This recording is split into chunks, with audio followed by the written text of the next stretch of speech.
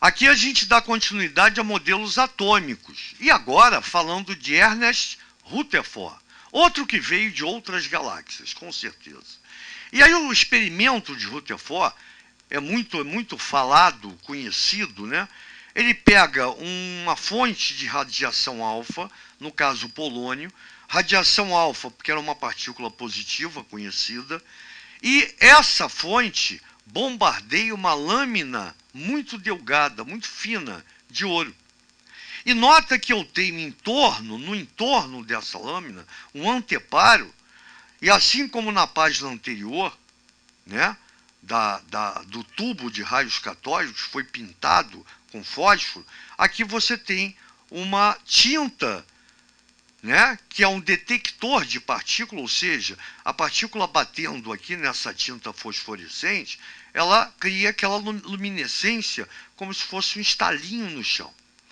E a partir disso, né, dessa observação, ele chegou a algumas conclusões que a gente vai ver lá depois.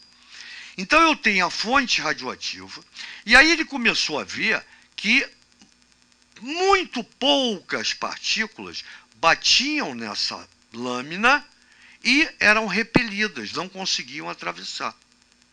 Outras poucas ultrapassavam a lâmina e sofriam um desvio.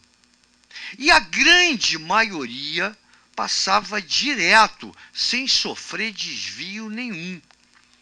A partir disso, ele começou a concluir, a partir dessas observações, o seguinte: entre os átomos de ouro deviam ter grandes espaços vazios. Eu vou ler e depois a gente vai discutir.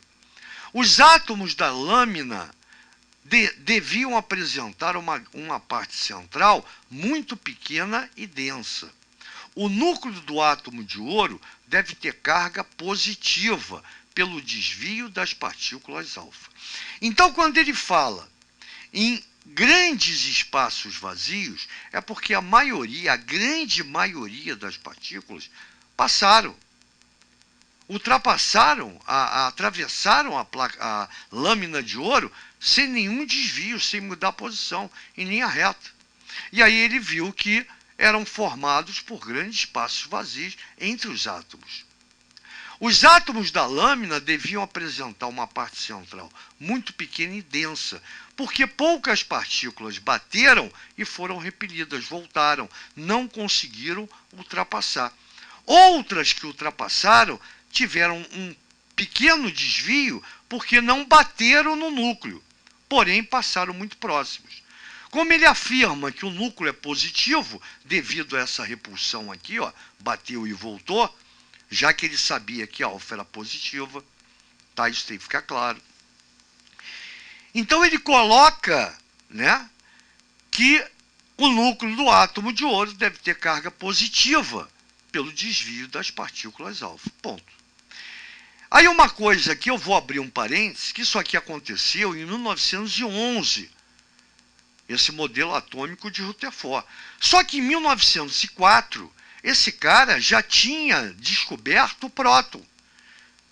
Ele sabia que dentro do átomo você tem o elétron, aquela sopa, lembra de Thomson? E a parte positiva amarela da minha sopa, né, da página passada, eram as partículas positivas, que ele chamou de próton. Mas como é que ele conseguiu ver isso?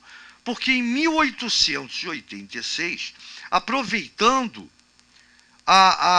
o experimento do tubo de raios catódicos do Thomson, um cientista chamado Goldstein, ele fez a experiência e viu que saía do anodo em sentido oposto, né, aos elétrons, em sentido oposto do anodo em direção ao cátodo, com a mesma análise, né, que a gente fez para a descoberta do elétron, a descoberta de partículas, de um feixe de partículas positivas.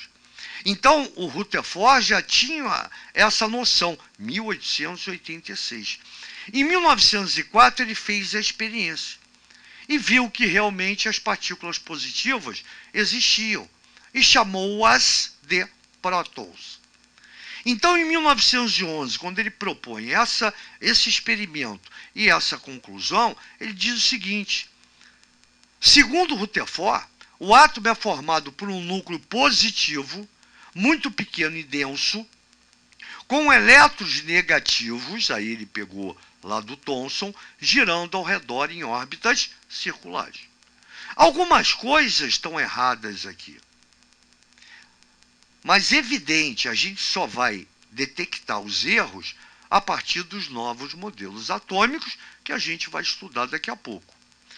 Então, lembrando, quando ele fala em grandes espaços vazios, são as órbitas em relação ao núcleo. Lembrando que o átomo, quando você pega a última órbita, tá? Pensa no Maracanã visto de cima. Toda a parte de concreto é o átomo, é a extremidade da eletrosfera, está aqui. A bolinha no centro do gramado, onde o cara dá a saída com a bola do jogo, é o núcleo. Isso quer dizer que você tem que começar a se ligar que quando ele fala em espaços vazios, 1911, como eu falei, é outro que veio de outras galáxias. A gente confirma isso. Pela experiência dele, está confirmado que o átomo é formado por espaços vazios. Por quê? Porque o átomo, a extremidade da eletrosfera, quando você pega toda essa circunferência, né, o diâmetro do átomo é 100 mil vezes maior do que o diâmetro do núcleo. Então isso aqui está perfeito. É uma parte central extremamente pequena e densa, porque é aí que está localizada a massa de um átomo. Se liga que o nêutron ainda não tinha sido comprovado. Isso em 1900, se não me engano, 1927, por aí.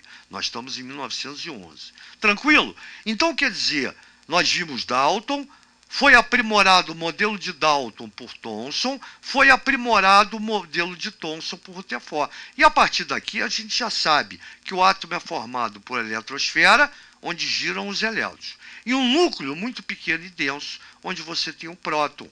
Por enquanto, não tem o elétron. Tranquilo, gente boa? Daqui a pouco a gente volta. Valeu!